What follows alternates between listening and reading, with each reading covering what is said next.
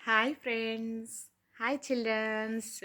పెద్దలందరికీ నమస్కారాలు, చిన్నలందరికీ హాయ్. అందరూ ఎలా ఉన్నారు? అందరూ బాగున్నారని అనుకుంటున్నాను. నేనైతే చాలా బాగున్నాను. మీరు కూడా బాగుండాలని మనస్ఫూర్తిగా కోరుకుంటున్నాను. సర్వే జన సుఖనో భవంతు. మరి మనం ఇంకొక కొత్త స్టోరీ తెలుసుకుందామా? అందరూ సిద్ధంగా ఉన్నారా? ఎలా ఉన్నాయి స్టోరీస్ అని నచ్చుతున్నాయా లేవా? ఒక చిన్న కమెంట్ చేయండి. అలాగే please like, share, subscribe my channel. ఈరోజు మనం తెలుసుకునేటటువంటి కథ ఏమిటంటే కోపం విలువ. ఓకేనా? కోపం విలువ ఏంటో చూసేద్దామా? అయితే ఒక అద్భుతమైనటువంటి ఒక పల్లెటూరు ఉండేదన్నమాట. ఓకేనా? చాలా చక్కగా ఉండేది ఆ పల్లెటూరు. చక్కగా పచ్చదనంతో ఎంతో అద్భుతంగా ఉండేదనమాట. ఆ అటువంటి పల్లెటూరులో ఒక రైతు, ఆ గ్రామంలో ఒక రైతు నివసిస్తూ ఉండేవాడు. ఆ రైతు పేరు రాము. ఓకేనా? ఆ రైతు పేరు రాము. ఆ రాముకి ఒక కొడుకు ఉండేవాడు. అతని పేరు రమేష్ అన్నమాట. ఓకేనా? అతను 10వ తరగతి చదువుతూ ఉన్నాడు. ఆ రమేష్ అనే అతను 10వ తరగతి చదువుతున్నాడనమాట. అయితే అతనికి చాలా కోపం ఉండేదనమాట. ఆ రమేష్కి కోపం చాలా ఎక్కువగా ఉండేదనమాట. అయితే కానీ రమేష్ మంచివాడే, కానీ కోపం ఎక్కువ. అయితే ఎంత గొడవ పడినా తను, ఆ రమేషు ఇతరులపై ఎంత గొడవ పడినా తనంతటికి తానే మళ్ళీ కోపం తగ్గినాక వచ్చి క్షమాపణ అడుగుతూ ఉండేవాడనమాట. ఎవరితో అయితే గొడవ పెట్టుకున్నారో, ఎవరి మీదైతే కోప్పడ్డాడో, మళ్ళీ తిరిగి తన కోపం చల్లారిన తర్వాత వచ్చి ఆ రమేషు క్షమాపణ అడుగుతూ ఉండేవాడనమాట. అయితే ఇలా రమేష్ రోజు రోజుకి ఇలా చేస్తూ గొడవలు ఎక్కువగా తెస్తూ ఉండటంతో ఇంకా అతని తండ్రి రాము గట్టిగా మందలించాడనమాట. మందలించేసి, రమేష్, నీకు కోపం వచ్చినప్పుడల్లా, ఆ రమేష్తో అంటాడు, నీకు కోపం వచ్చినప్పుడల్లా మన ఇంటి వెనుక పెరటి తలుపు ఉంది కదా, ఆ తలుపుకి ఒక మేకు కొట్టు అని చెప్తాడు. నీకెప్పుడైతే కోపం వస్తుందో అప్పుడు ఇంటి వెనుక ఉన్నటువంటి పెరటి తలుపుకి ఒక మేకుని కొట్టు అని తన తండ్రి చెప్తాడు. అప్పుడు ఏం చేస్తాడంటే రమేషు తనకి కోపం వచ్చినప్పుడల్లా దాన్ని తట్టుకొని ఆ ఒక మేకు అనేది ఆ పెరటి తలుపుకి కొట్టడం స్టార్ట్ చేస్తాడు. రమేష్ ఆ తరువాత రోజు నుంచి మేకులు కొట్టడం మొదలు పెడతాడనమాట ఇలాగా. అయితే రాను రాను ఏమవుతుంది, ఆ తలుపంతా కూడా మేకులతో అందవిహీనంగా ఉంటుంది. అంటే అందమైనటువంటి ఒక తలుపుకి మేకులు కొట్టడం ద్వారా అది చూడటానికి అది అంత అద్భుతంగా ఉండదనమాట. విహీనంగా కనిపిస్తుంది. అయితే అప్పుడు అలా కనిపించటం వల్ల ఒకరోజు ఏం చేస్తాడంటే రాము రమేష్కి అది చూపిస్తాడు. ఓకేనా? రమేష్కి ఆ తలుపులతో తలుపంతా మేకులతో నిండిపోతుంది. అది అందవిహీనంగా ఉంటుంది కదా. రమేష్ని పిలిచి రాము అది చూపిస్తాడు. చూపించి, ఈ మేకులతో తలుపు చూడటానికి అసహ్యంగా ఉంది కదా అంటాడనమాట. ఈ మేకులతో తలుపు చూడటానికి అసహ్యంగా ఉంది కదా, నువ్వు కోప్పడే కొద్దీ, ఓకేనా, నువ్వు కోప్పడే కొద్దీ ఎదుటి వారి దృష్టిలో నువ్వు కూడా ఇలానే కనిపిస్తావు. ఓకేనా? నిన్ను కూడా ఇలానే చూస్తారు. అసహ్యంగా చూస్తారు. ఇష్టపడరు. నువ్వు ప్రతిసారి కోప్పడ్డ ప్రతిసారి వాళ్ళకి ఇదే అనిపిస్తూ ఉంది. నీ మీద వాళ్ళకి ప్రేమ అనేది ఉండదు. అసహ్యం వేస్తోంది నిన్ను చూస్తుంటే వాళ్ళకి అని చెప్తాడనమాట. అప్పుడు రమేష్‌కి తను చేసే పని అర్థమవుతూ ఉంటుంది. అప్పుడు అనుకుంటాడనమాట. మరి అప్పుడు రాము ఏం చెప్తాడు అనంటే తన కొడుకు రమేష్‌కి, ఇప్పుడు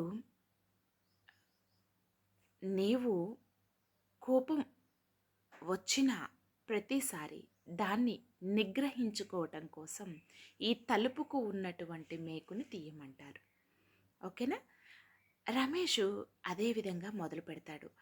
అప్పుడు తనకి ఎప్పుడైతే కోపం వస్తుందో ఆ వచ్చిన ప్రతిసారి కూడా అతను మేకును తొలగించటం చేస్తాడు. ప్రతి చోట తలుపు పైన ఉన్నటువంటి మేకుని తొలగించటం మొదలు పెడుతూ వస్తూ ఉంటాడు.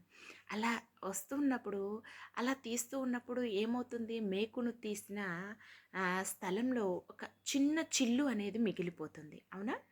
చిన్న చిల్లు మిగిలిపోతుంది. రమేష్ కోపం కూడా తగ్గి మేకులన్నింటినీ తీసేసిన తీసేసినా కానీ తలుపుకి మాత్రం అలా వాటి తాలూకా గుర్తులైతే ఉన్నాయి కదా, ఆ చిన్న రంధ్రాలైతే తలుపు నిండా మిగిలిపోతాయన్నమాట.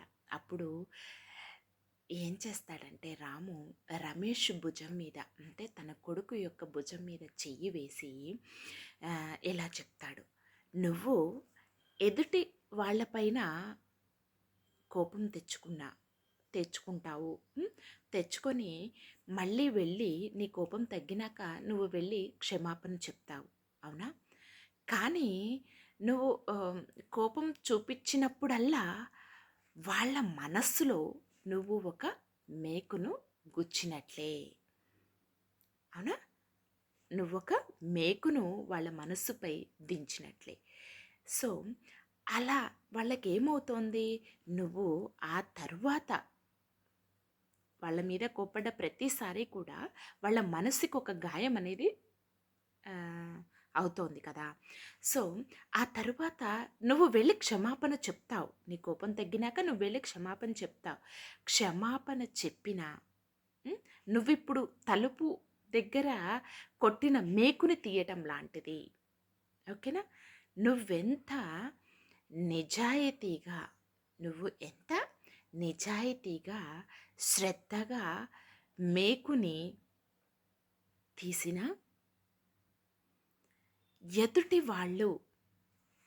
వాళ్ళ మనస్సులో, ఎదుటి వాళ్ళ మనస్సు పైన ఇలాంటి ఒక చిల్లు, ఇప్పుడు మనం తలుపు నుండి మేకు తీస్తే ఆ చిన్న చిల్లు అనేది, ఆ రంధ్రం అనేది కనిపిస్తూ ఉంది కదా, అలాగే మనం ఎంత నిజాయితీగా శ్రద్ధగా ఆ మేకును తలుపు నుండి తీసినా ఎదుటి వాళ్ళ మనస్సు పైన ఇలాంటి చిల్లు ఒకటి మిగిలిపోతోంది.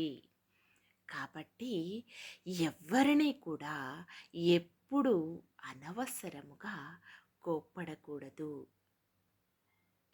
అని చెప్తాడు రాము. ఓకేనా? ఆ చెప్పినప్పుడు రాము మాటల్లోని రాము మాటల్లోని నిజాన్ని గ్రహించిన రమేషు ఇంకా నేనెప్పుడూ కూడా మరెప్పుడూ కూడా ఇలాంటి కోపాన్ని ఎవ్వరి మీద కూడా ప్రదర్శించను అని అంటాడు.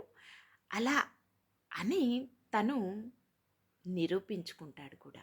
ఎప్పుడు కూడా ఇంకెప్పుడు అలాంటి కోపాన్ని ఎదుటి వారిపై ప్రదర్శించనే లేదు రమేష్ అప్పటినుంచి.